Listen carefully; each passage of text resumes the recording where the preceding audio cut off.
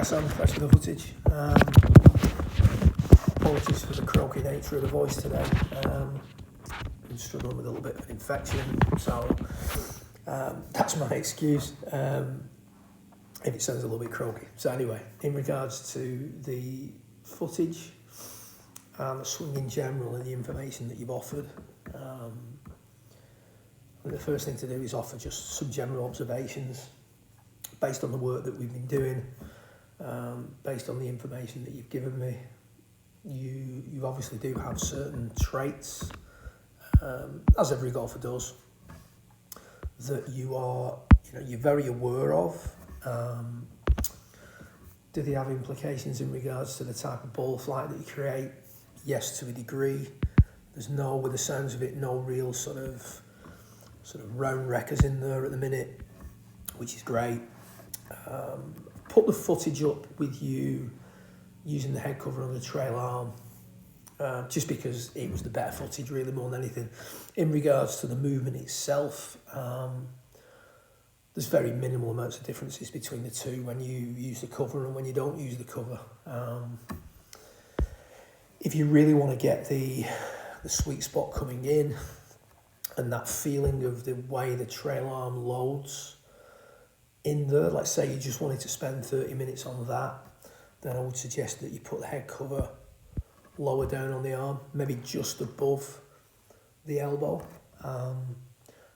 That's not going to facilitate a full golf swing, but it is going to encourage the inward movement of the sweet spot and the sort of bending and supinating of the trail arm. So if you want to improve that loading and that feel that you're demonstrating to me in the video, which was great and really useful, by the way, that would be a nice way of doing that in regards to you then feeling the cover under the arm or the shit under the arm when you're playing. It's not essential. I mean, at the end of the day, we're just trying to train a certain way, then go play, keep chipping away at the traits that we've got, excuse me, and then just keep adding detail to it as we go. So in regards to the movement at the minute, we've always had a tendency to sort of look in front of the ball, give the impression that we're looking in front of the ball. We've always had a sort of neck tilt that's slightly towards the target at P1, which can in turn lead to that little movement out with the sweet spot from 1 to sort of 1.2. You know, we play sports primarily with our eyes. We've got an eye tilt or an eye line that's positioned slightly more to our left, if you will, when looking down at the golf ball. Just like you see guys sometimes who get the neck tilt too much the other way, trail ear going down to the ground a little bit too much, neck tilting away from the target a little bit too much. They would tend to whip the club on the inside and certainly have too much of a rightward swing direction, generally speaking. So yeah, a little bit of neck tilt work that you could do there. Play around with different things like positioning, the orientation of the ear to the ground, for instance.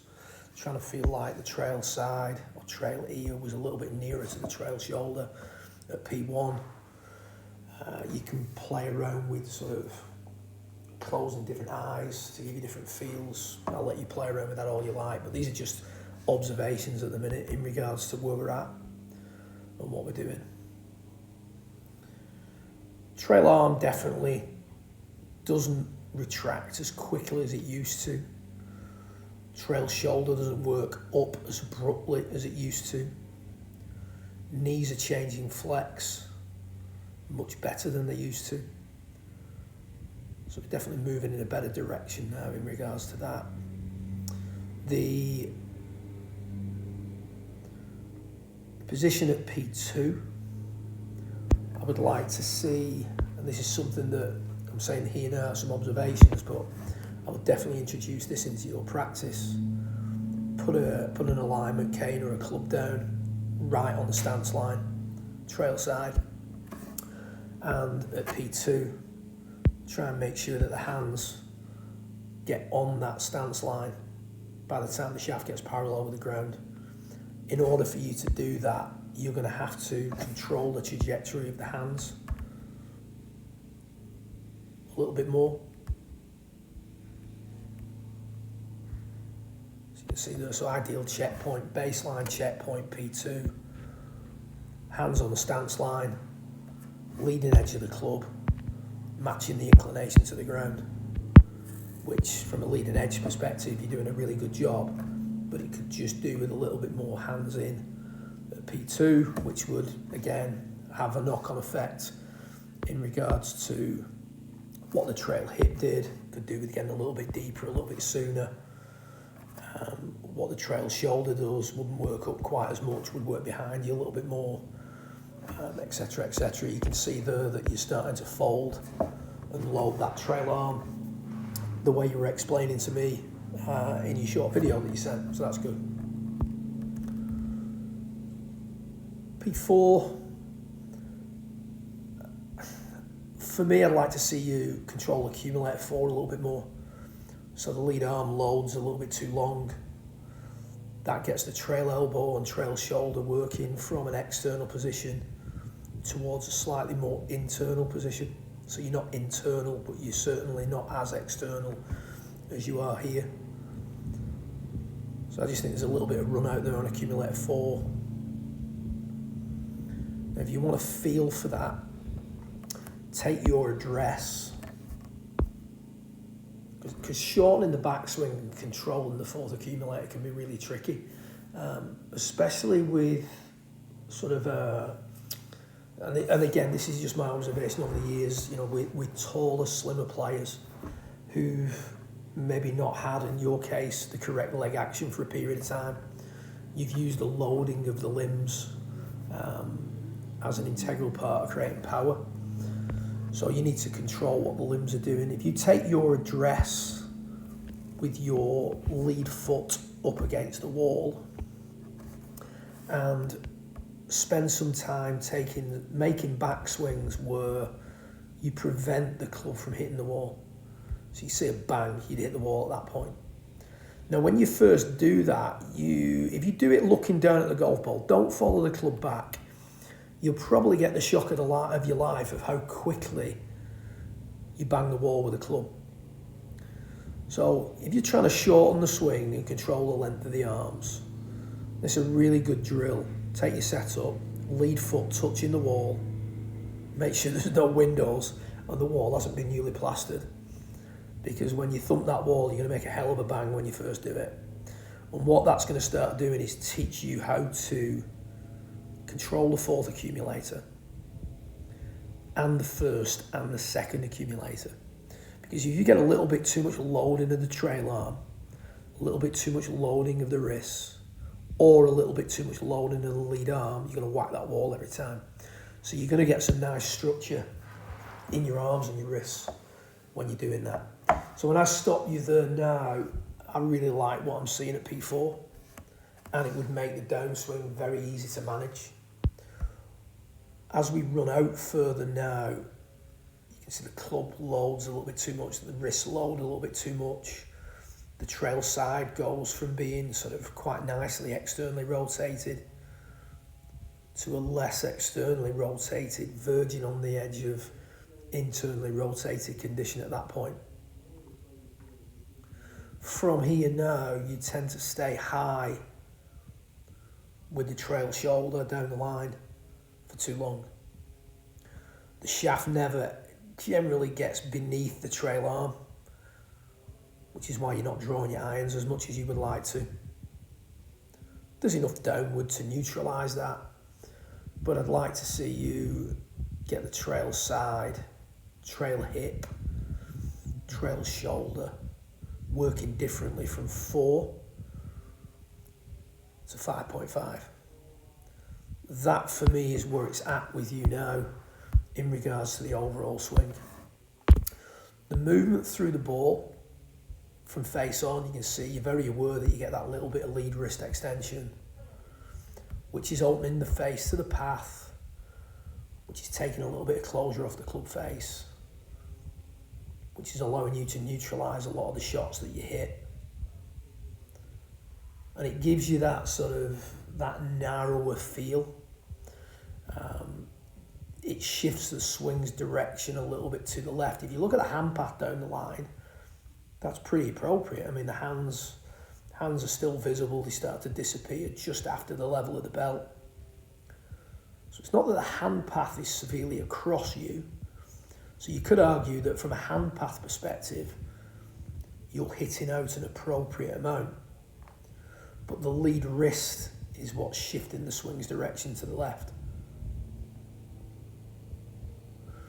So if you look at where the club exits, and then you consider where the hands exit, there's a difference between the two. You want to try and marry those up a little bit more. So if the lead wrist was extending less, the exit of the club and the exit of the hands would match up in a more appropriate manner. My take on this from your point of view is that it's almost like something you do as a better player to make other things work, you know, to get the ball to go where you want it to go. And that ultimately is what makes you a better golfer. But we would just want to try and make it more efficient, make it a little bit more appropriate. So I'm just going to get a model swing up now, and I'm going to compare your face on first, and then we'll come to the down the line comparison shortly afterwards. Okay, so from face on, 5.5, maybe just beyond. Certainly when the lead arm hits the trail hip is an area that you need to spend a lot of time sort of cataloguing and sort of considering, you know, what should we be seeing here? We want to see a certain amount of axis tilt. Now in your case, the axis tilt is quite minimal in the grand scheme of things. The trail shoulder and the lead shoulder at this point will not be level, but they will be approaching a more level position.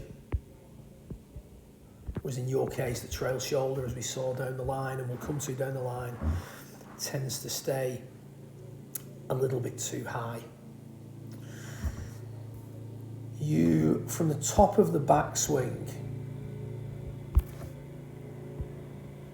the pelvis has very little movement, if any, towards the target. And as you know, the movement of the pelvis towards the target is what's going to create the axis tilt. It's the separation of the two centres. I like to see a minimal amount of axis tilt. I wouldn't say I don't like what Grant's doing there, but I think there's a little bit too much axis tilt, certainly for my liking at that point. But as we come through, 5.5, 5.6, lead arm getting on the trail hip, we're seeing a certain amount of axis tilt. And we're seeing a certain levelling out of the shoulders, and the pelvis is moving forward a certain amount. If we move down further to P6,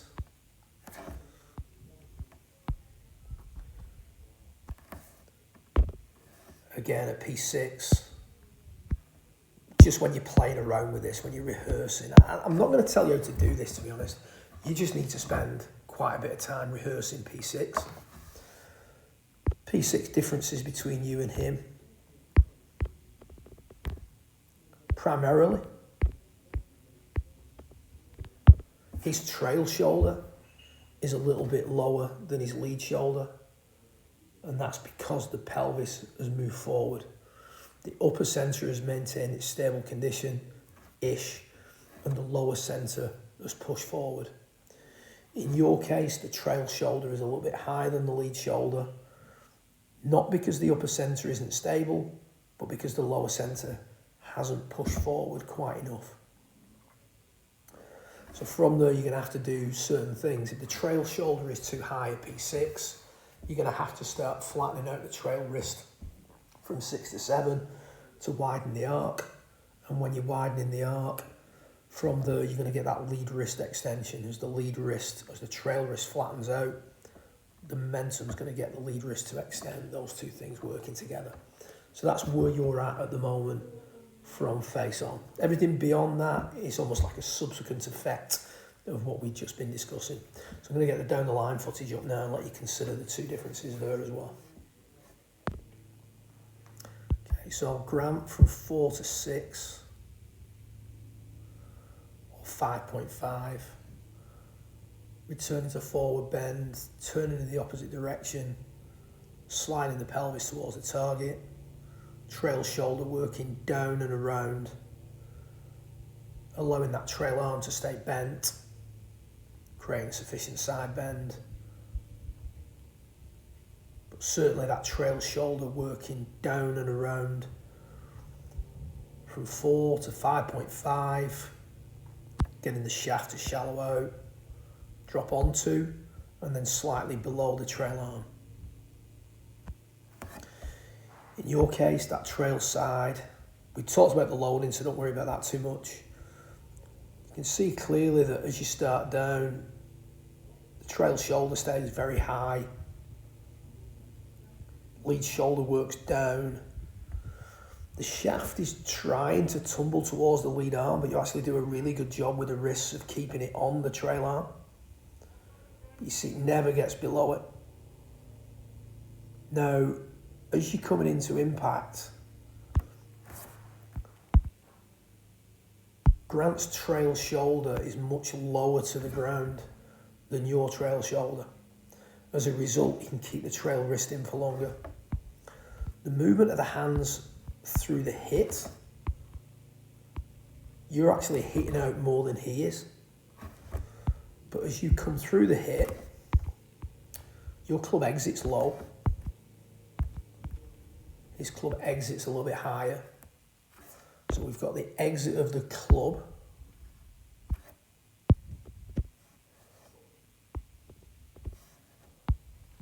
And then the exit of the hands. So again, there's a difference between the two.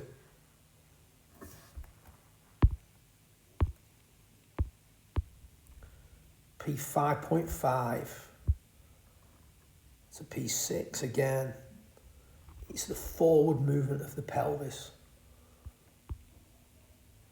that's going to create that inward, or create that situation where the sweet spot is in behind the hands. Now, trying to actively slide the hips at speed whilst hitting balls is really difficult to do. Trying to create the type of P6 that you want in a very sort of stationary manner, if you will, a very passive manner, is quite easy to do. Now, for me, and based again on the little chat that you sent across, I think it's much more appropriate for you to have this sort of training mentality where you try to hit certain alignments when you practice, and then when you play, you go out and play, because that's how you play your best golf. That's fine. I have no issue with that. You need to, in regards to your swing now, there's two priorities. P1 to P2, maybe 3, getting the trail side to load a little bit better. In order to do that, use the head cover, but use it in a more exaggerated position. So get it right down on the base of the bicep, just above the elbow. Then the second priority is P6. Now, yeah, we need more hip slide. Yes, we need more axis tilt. You can do that passively. You know how to create that. But do you create it in an exaggerated manner when you're training enough? Perhaps not. We need a lot of posed P6s where you show me the type of, exaggerated P6. What's an exaggerated P6 for you? Getting the butt of the club tight onto the trail thigh. Maybe even get the butt of the club in line with the belt buckle by the time the shaft gets parallel with the ground if you were filming it from face on. Keeping the trail arm as as loaded as you can, so you're getting P6 happening late, so that you get that feeling of the pelvis driving forward, but importantly, the trail shoulder getting lower. More side bend, more axis tilt at P6 is what we need. Now, if you do that, and you do that in an exaggerated manner, then you can start to just let it drip its way into your swing. So what I'd suggest you do is, when you get this video back and you've watched it,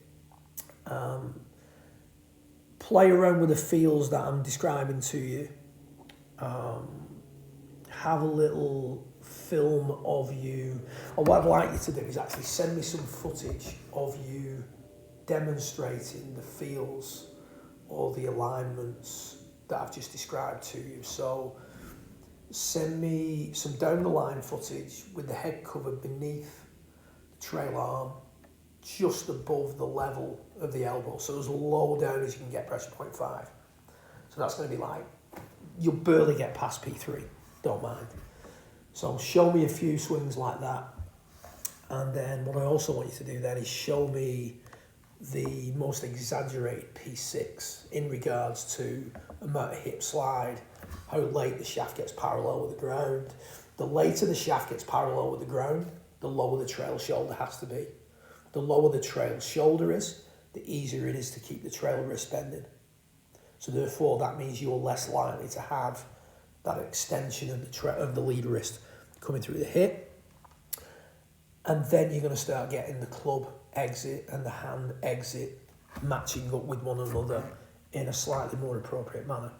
Once you've sent me the footage across and I give you the thumbs up, then we can start cracking on and working that in, and just keep our eye on how things are going. Okay, mate, hope that all makes sense, and look forward to watching it progress. Feel free to send the footage across as and when it's appropriate. Enjoy the British Open, or the Open should I say, apologies, and look forward to seeing the progress in general, and hopefully meet up sometime soon.